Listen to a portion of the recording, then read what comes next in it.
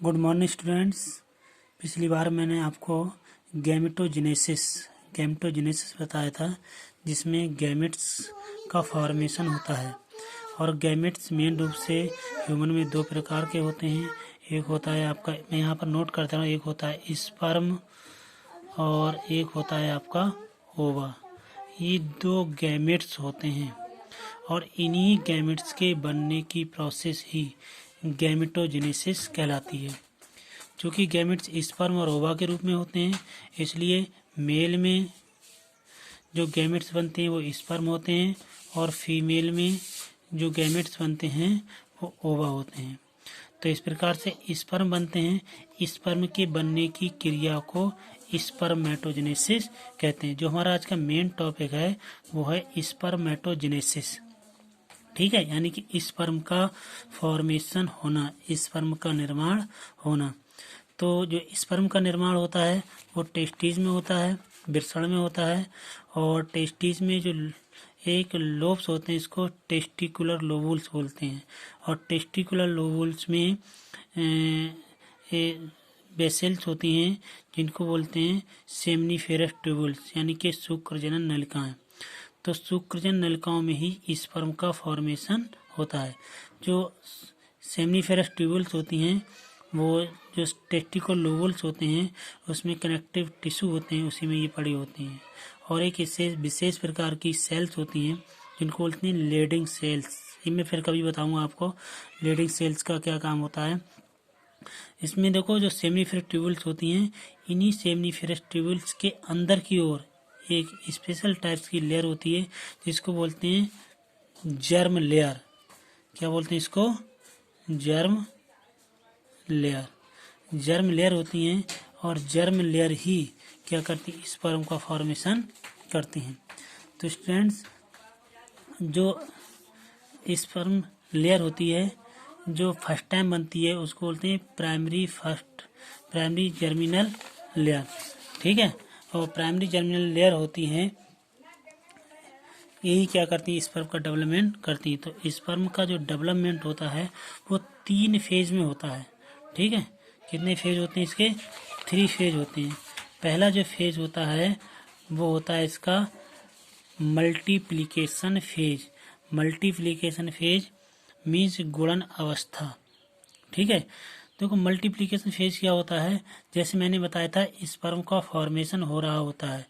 जो germ layer होती है, जर्म लेयर की जो सेल्स होती हैं, वो मैंने बताया था जर्म लेयर होती है। जर्म लेयर में जो सेल्स होती हैं वो डिवाइडेशन कर देती हैं, डिवीजन करती हैं।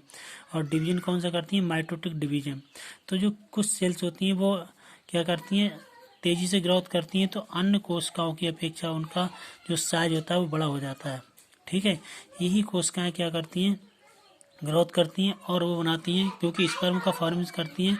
और ये कोशिकाएं फिर कहलाती हैं स्पर्मेटोगोनिया। क्या कहलाती हैं? स्पर्मेटोगोनिया। स्पर्मेटोगोनिया, क्योंकि मैंने बताया था कौन सा डिवीजन होता है? माइटोसिस। तो ये कौन सी होंगी? डिप्लॉइड्स होंगी। ठीक है, और ये ऐसा कई बार होता है यार, कि बार बार ग्रोथ करती रहती हैं, बार बार नई सेल्स बनती हैं। तो इसी फेज को क्या बोलते हैं? क्या बोलते हैं? Multiplication phase. ठीक, जब ये सेल्स डिवाइडेशन करती रहती हैं और डिवाइडेशन करने के बाद एक कंडीशन ऐसी रहती है जिसमें से कुछ सेल्स और बड़े आकार की हो जाती हैं, और वहीं से फिर दूसरा फेज आ जाता है। यहाँ पर मैंने लिख रखा है, देखो, दूसरा फेज आ जाता है, इसको बोलते हैं ग्रोथ फेज। पहला फेज कौन था? Multiplication phase. दूसरा है ग्रोथ फेज। ग्रोथ फेज में क्या होता है? इसकी जो सेल्स होती हैं और बड़ी जो होती हैं, उसका जो साइटोप्लाज्म वगैरह होता है वो सब इकट्ठा होने लगता है, और क्या कहते हैं, आकार में बड़ी जो होती है, जो न्यूट्रिएंट्स मटेरियल होता है वो अपने आप को इकट्ठा कर देती हैं। ठीक है, इसीलिए इसको बोलते हैं ग्रोथ फेज। और ग्रोथ फेज की जो सेल्स होती हैं, क्योंकि इसमें डिवीजन कौन सा होता है अभी तक? तो माइटोसिस। ठीक, इस प्रकार से ग्रोथ फेज की सेल्स होती है उसको बोलते हैं प्राइमरी स्पर्मेटोसाइट्स। ध्यान रखना, देखो मैंने लिख रखा है प्राइमरी स्पर्मेटोसाइट्स। और प्राइमरी स्पर्मेटोसाइट्स ये भी कैसी होती है? डिप्लॉइड्स, क्योंकि डिवीजन कौन सा हो रहा है? माइटोसिस। ठीक है, ये सेल्स क्या करती है? क्योंकि डिवाइड होने के लिए तैयार हो जाती है, इससे बहुत सारे मटेरियल्स होते हैं वो इकट्ठे हो जाते हैं, आकार में बड़ी हो जाती है, ग्रोथ करती है ना। ग्रोथ का मतलब क्या होता है, आकार में बड़ा होना, सबस्टेंस को अपने अंदर इकट्ठा करना, जो न्यूट्रिएंट्स होते हैं उनको इकट्ठा करना। फिर ये क्या करती है, सेल्स डिवाइड से करती है, यानी कि सेल्स विभाजित होती है, और विभाजित होने के बाद यहाँ पर डिवीजन बनता है म्यूटिक फर्स्ट।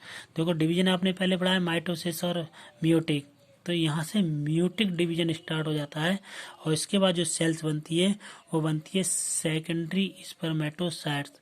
देखो स्टूडेंट, यहाँ पर डिप्लॉइड सेल्स बनी है, बार बार बता रहा हूँ, यहाँ डिप्लॉइड सेल्स बनी है, डिवीजन होगा माइटोटिक फर्स्ट, और इसके बाद जो सेल्स बनेंगी सेकेंडरी, मैंने शॉर्ट में लिख दिया इस मीन सेकेंडरी स्पर्मेटोसाइट, ये सेल्स होगी आपकी हैप्लॉइड्स। ठीक है, ये हैप्लॉइड सेल्स होगी, और हैप्लॉइड सेल्स मीन्स आगुणित होती है। ठीक है, इसके बाद ये सेल्स क्या करेंगे, सेकंड स्पर्मेटोसाइट्स क्या करेंगे, फिर डिवीजन करेंगे। कौन सा डिवीजन करेंगे, म्यूटिक सेकंड, यहाँ पर लिखा है देखो, म्यूटिक सेकंड डिवीजन करेंगे, और म्यूटिक सेकंड डिवीजन करने के बाद यहाँ पर जो सेल्स बनेंगी, ये सेल्स क्या कहलाएंगी, स्पर्मेटिड्स। क्या कहलाएंगी, ये स्पर्मेटिड्स है। ठीक है, और ध्यान रखना स्टूडेंट, क्वेश्चन ये पूछा जाता है, बोर्ड में अक्सर आता है कि प्राइमरी स्पर्मेटोसाइट से कितने स्पर्म का निर्माण होता है। तो एक प्राइमरी स्पर्मेटोसाइट से, ध्यान रखना स्टूडेंट, 1 2 3 4 4, यानी कि एक स्पर्मेटोसाइट से 4 स्पर्म का निर्माण होता है। इस क्वेश्चन को ध्यान रखना, ये बहुत ही इंपॉर्टेंट है, बहुत सारी परीक्षाओं में ये पूछा जाता है। ठीक है, तो प्राइमरी स्पर्मेटोसाइट, सेकेंडरी स्पर्मेटोसाइट्स, और सेकेंड स्पर्मेट से स्पर्मेटिड्स। ठीक, स्पर्मेटिड सेल्स होती हैं, और स्पर्मेटिड सेल्स से स्पर्म का निर्माण होता है। एक क्वेश्चन यहाँ पर भी पूछा जाता है कि स्पर्मेटिड सेल से स्पर्म बनने की क्रिया को क्या कहते हैं। तो स्पर्मेटिड सेल से जब स्पर्म बनते हैं उसको बोलते हैं स्पर्मियोजेनेसिस, मीन्स स्पर्म का निर्माण होना, स्पर्मियोजेनेसिस। ठीक है, तो स्पर्मेटिड से स्पर्म का निर्माण होता है, उसको बोलते हैं स्पर्मियोजेनेसिस। ठीक है, तो ध्यान रखना, यानी कि इस तरीके से स्पर्म का निर्माण होता है, और इसी पूरी प्रक्रिया बोलते हैं स्पर्मेटोजेनेसिस। ठीक है, ये मैंने पहले आपको व्हाट्सएप के थ्रू भेज दिया था, लेकिन कुछ बच्चे कह रहे थे समझ में नहीं आ रहा है, वीडियो करके बताओ, तो मैं इसको आपको दोबारा बता रहा हूँ। Thanks student.